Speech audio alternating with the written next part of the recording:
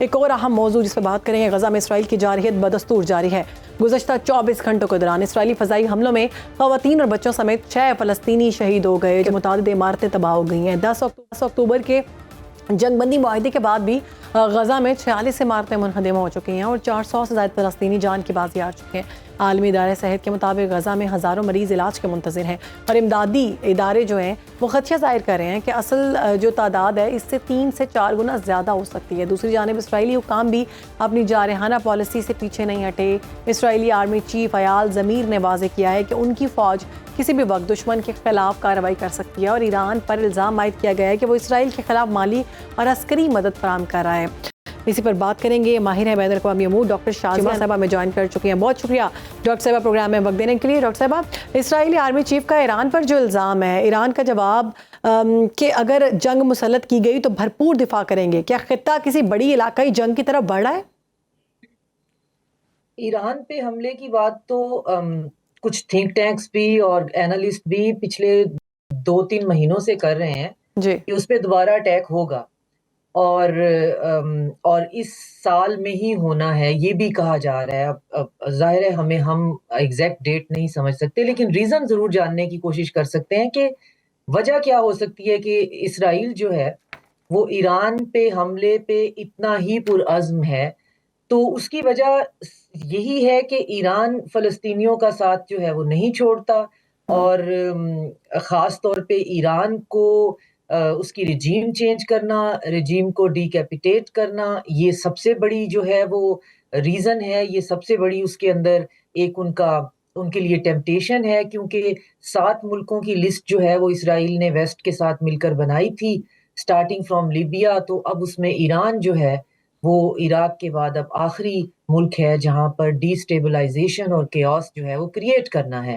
تو سیریا ہو گیا، لیبیا ہو گیا، اس کے بعد جو ہے وہ سوڈان بھی جو انہوں نے کرنا تھا، یمن کے اندر بھی۔ تو اب ایران ایک ایسا ملک رہ گیا ہے جس کو یہ ایکسس آف ایول کہتے ہیں، اور اس ایکسس آف ایول کو توڑنا جو ہے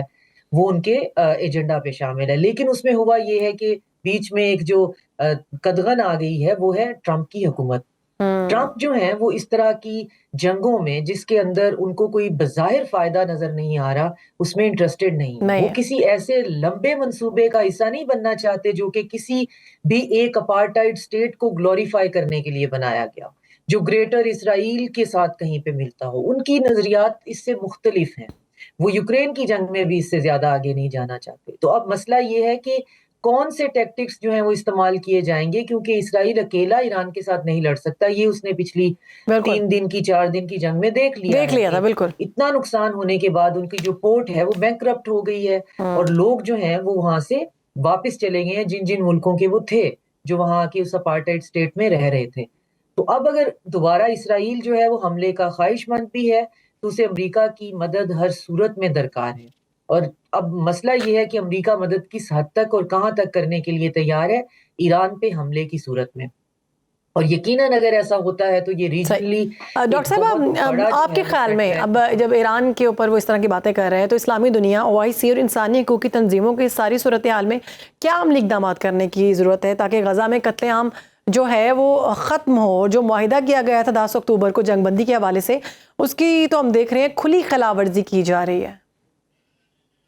نہیں، ہمیں اسلامی امہ کو اور OIC کو تو کچھ کرنے کی ضرورت نہیں ہے، ہمیں کچھ کرنے کی ضرورت ہے کہ ہمیں یہ مسلم امہ کا کانسیپٹ اپنے دماغ سے کسی طریقے سے اس کو ختم، اس ایلوژن کو یا ڈیلوژن کو کر دینا چاہیے۔ ایسی کوئی چیز ایگزسٹ نہیں کرتی، اگر ہوتی تو میں بار بار کہتی ہوں، ہم 24/7 ایک جینوسائیڈ جو ہے وہ HD کیمراز پہ نہ دیکھ رہے ہوتے۔ تو مسلم امہ نام کی کوئی چیز ایسی نہیں ہے، بائیلیٹرل ریلیشن ہے جن کا تعلق کسی مذہب سے، نسبت سے، نسل سے، زبان سے نہیں ہے۔ ہر ملک اپنے بائیلیٹرل ریلیشن کسی سے بنا کے بیٹھا ہوا ہے، اس ایلوژن سے تو ہمیں باہر نکلنا ہے، اور یہی OIC کے ممالک جب اکٹھے بیٹھتے ہیں تو بہت بڑی باتیں کرتے ہیں، ریٹوریکلی تو بہت کام کرتے ہیں، بہت بیانات دیتے ہیں، مگر ان کے اپنے جو داخلی مفادات ہیں وہ ایک دوسرے سے بھی ٹکراتے ہیں۔